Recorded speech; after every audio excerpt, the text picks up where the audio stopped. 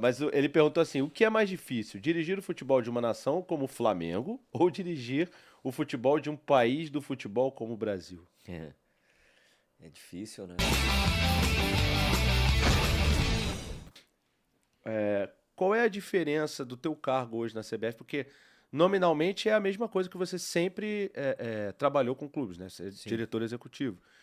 Mas para clubes, o diretor executivo contrata, enfim, participa das decisões do futebol, assim como imagino que você Uhum. participe na CBF. Mas qual é a diferença e qual o mais difícil? Tem uma diferença, né, eu acho que ela é mais representativa, que é a questão da dinâmica do dia a dia, né, Rafa? Uhum, Porque no clube você tem o contato diário com os atletas, com a comissão sim. técnica, o envolvimento com jogos aí semanalmente, enquanto que o período dessa relação com os atletas ele é muito mais espaçado na seleção. Por óbvio, nós temos 5 datas FIFA durante um ano Uhum, em que não temos competições oficiais, como a Copa América ou a Copa do Mundo. Se fosse um ano normal, são 5 encontros. Isso é muito pouco. Então você fica a maior parte do tempo planejando para que nesse período dos encontros, né, nada escape, ou seja, você tem ali um índice de acerto de 100%, porque é uhum, tudo muito intenso. uhum, Mas não é diferente do que se faz em clube nessa questão de planejamento que você faz em clube. Tem uma diferença que no clube você tem condições de muitas vezes ajustar a rota, né, quando não inicia bem, quando você está numa competição que você não sai bem, você ajusta a rota. Na seleção isso é mais difícil, né, porque, como eu te disse, são poucos encontros. uhum. E acho bom também falar sobre isso, porque em clube o executivo de futebol ele muitas vezes ficou caracterizado como um profissional que monta elenco, né? Participa da É. montagem dele. É muito pouco para nossa função. A gente faz muito mais do que Uhum. isso, que é gerir pessoas, é gerir um grande número de pessoas. Mas também, obviamente, que lidera a montagem de elenco. É, na seleção a gente não tem isso. Você escolhe os atletas e essa seleção de atletas ela passa muito mais pela liderança do treinador. Uhum. Óbvio que você gerencia todas as ferramentas, esse suporte para o técnico, né, abastece de informações, mas é uma decisão muito mais do treinador, porque não envolve orçamento, não Claro, envolve uma série de outras questões que num clube você tem limitação, né? claro.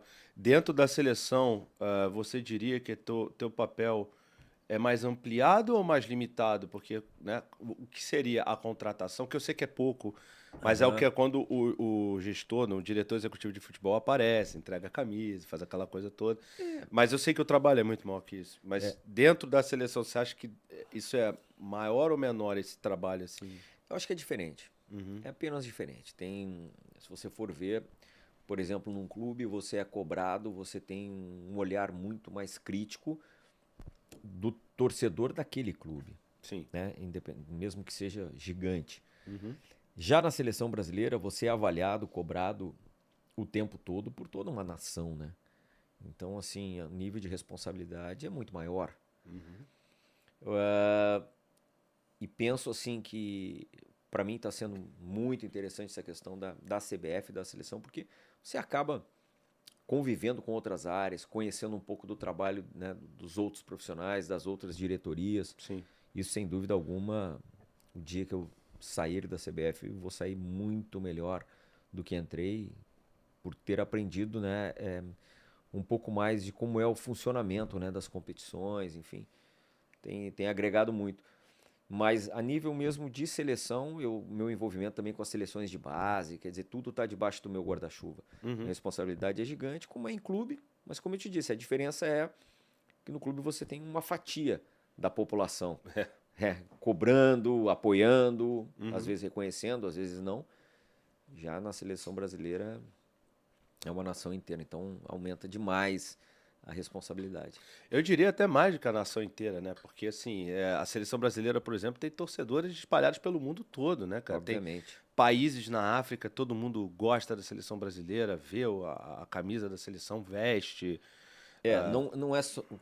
Não é somente, não são somente os brasileiros, né? É A exato. seleção brasileira é uma marca marca assim absurdamente valorizada no mundo inteiro. Eu acho que é sinônimo de futebol, arte de futebol vencedor. É claro que nós temos que resgatar isso, esse é um dos desafios, mas é como tu mesmo disseste, não são somente para os brasileiros, nós levamos uma marca, um selo de qualidade. Então, nós formos aqui falar, a responsabilidade ela só vai aumentando. Né? Começa a perceber que talvez esteja ganhando pouco. Alô, CBF, aumenta o salário do homem aqui. A responsabilidade é gigante. Olha só, o Mauro... Aliás, eu mandei a nossa resenha para muitas pessoas. O Rica Perrone mandou um abraço para você, disse que tá com saudade de você. É verdade. Ele que tem que vir de vez em quando aí, né? Ele vem sempre. Bom, aqui no Rio, né? Aqui no Rio vem menos, realmente. Então, tem que avisar, né? Mas ele tá lá já para receber vocês, né? A seleção brasileira. Pois é, lá, então... com certeza nos veremos. É isso aí. E o Mauro Betting mandou essa pergunta do Mauro Betting, tá? Uma honra, né? Pois é. É bom ter amigos no futebol, né? É bom ter transitado tanto tempo, né? Mas ele perguntou assim, o que é mais difícil? Dirigir o futebol de uma nação como o Flamengo ou dirigir o futebol de um país do futebol como o Brasil? É difícil, né? Como eu disse, a diferença ela está na dinâmica do dia a dia, né? Que o clube, que é óbvio que também é uma responsabilidade enorme, que foi o período em que eu estive no Flamengo, o clube você tem essa rotina diária, né? Que te permite, eu acho que é por aí um pouquinho, que te permite muitas vezes você aplicar o teu plano, né, ou aquilo que você planejou a nível de departamento de futebol, e muitas das vezes rever alguns pontos. Eu acho que isso é o ponto-chave. Enquanto que na seleção você passa muito tempo planejando e não dá tempo de você rever, de você muitas vezes fazer ajustes na tua rota naquele período de data FIFA, entendeu, Rafa? Depois sim. Mas é que daí as consequências podem, né, ser muito grandes, né? Muitas vezes até danosas, se você planeja mal. Sim. E até porque os atletas da seleção brasileira, cara, quando eles vêm representar a seleção brasileira, nós aqui temos a responsabilidade de entregar a eles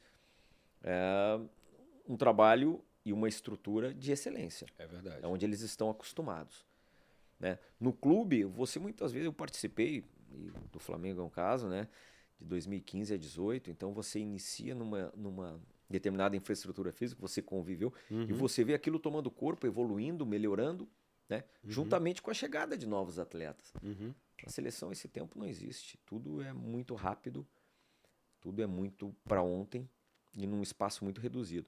Mas a pergunta do Mauro em relação a desafio, a responsabilidade, eu sempre por onde passei, independente, eu trabalhei em 6 clubes, né? Durante esses anos antes de chegar na seleção brasileira, que foi Grêmio, Vasco, Fluminense, daí tive uma nova passagem em Vasco, Flamengo, Inter e Atlético. Muito tempo em poucos clubes. E todos eles eu encarei como o maior desafio da minha vida, assim como está sendo na seleção. Então, meu nível de comprometimento, de entrega foi sempre o mesmo. Mas a diferença ela está por aí. Eu sempre me identifiquei muito com esse convívio diário com os atletas, de criar essa conexão, entendeu? Tento fazer isso na seleção, sim, tento, mas de uma forma um pouco mais espaçada, né? Porque os caras, você sabe como é que funciona em clube, eles têm os afazeres, têm a rotina deles nos clubes, sim, e tem aquele período na seleção. Eles estão sempre focados e vislumbrando um retorno, uma chegada na seleção brasileira, mas ele tem o jogo do time, ele tem o jogo do clube. Sim. Então tem uma diferençazinha, mas eu, né, particularmente encaro todos como o grande projeto da minha vida. Pô, isso é bacana, mas dentro da questão da pressão, você sente uma pressão maior em clube, no Flamengo, ou em outros clubes que só trabalham em clube grande, então todo mundo pressiona muito. Ou na seleção você se sente mais pressionado, porque imagino que você se sinta muito pressionado também, porque é todo um país, né, cara? É a alegria de muita gente ali, né? Eu vejo a seleção como, sem dúvida alguma,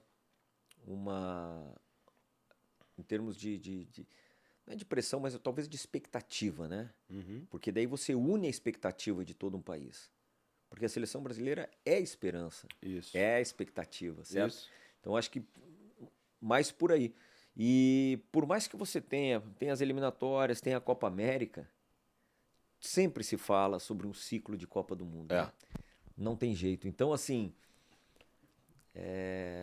tudo acaba culminando para um Mundial. O nosso agora é de 2026. Então, é óbvio que trabalhar na seleção brasileira, eu acho que a expectativa de uma nação, ela supera a expectativa dos clubes, que quando se termina uma competição já inicia outra, quer dizer, né? Na seleção não. Você pode passar por essas, mas lá, naquele torneio, que a Copa do Mundo é um torneio. Sim, é. Curto. Curto, Uhum. agora de 8 jogos, não mais Sim, 7. Sim. E que você é avaliado, não no nosso caso, que chegamos aqui, eu particularmente cheguei a 1 ano e meio, mas vimos aí ciclos de grandes profissionais de 4, 6 anos avaliados, né? Muitas vezes em uma partida eliminatória. É. Mas essa é a nossa realidade. Se existe uma verdade absoluta no futebol, é que o resultado ele baliza tudo. Tá, sem dúvida. Tem- No futebol não tem jeito. Não tem outra verdade. Ganhe muito dinheiro no YouTube seguindo esse conselho. Veja só, olha, a gente fez o curso do Peter Jordan no YouTube sem aparecer. Para quem não sabe, o Peter é um dos maiores YouTubers do Brasil e do mundo, tem mais de 14 milhões de inscritos e ele vai ajudar você a ganhar dinheiro de verdade no YouTube ou em qualquer outra rede social. Como? É o seguinte, esse curso, o YouTube sem aparecer, quando a gente fez, o nosso canal tinha 40 mil inscritos e hoje estamos chegando a 360 mil inscritos. Então, o link está aqui embaixo. Eu recomendo para vocês. Vocês têm 7 dias para pedir o dinheiro de volta. Eu recomendo, a gente usou, foi muito bom pra gente. Vai ser bom para vocês também, tá bom? Então, se você quer ganhar dinheiro com a internet, YouTube sem aparecer, eu recomendo.